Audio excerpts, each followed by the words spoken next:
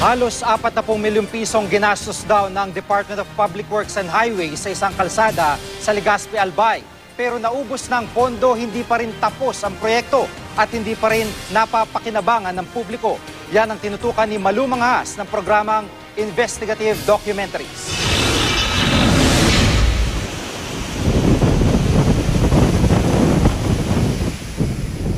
Ang Mariawa na Mantau Road ay kasali sa mga kalsadang pinuna sa Special Audit Report ng COA nito lamang Agosto.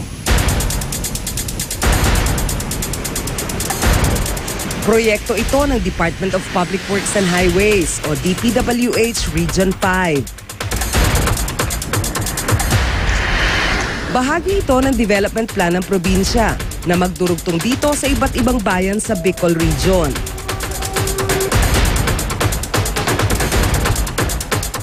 Halos 40 milyong piso ang ginastos rito. Pero hanggang ngayon, nakatiwangwang ito. Walang nakikinabang dahil putol ang daan.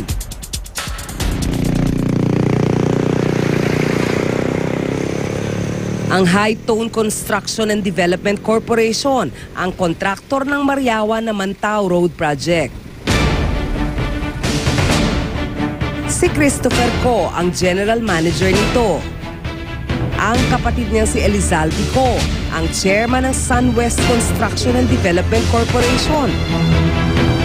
Sila ang kontraktor ng dalawang road project na karugtong ng Mariawa na Mantau, ang Mariawa Anislag at Mariawa Mayon na pinuna na rin ng COA. Si Christopher Co ang kinatawan ngayon ng Ako Bicol Party List. Si Elizalde Co naman ang kasalukuyang chairman.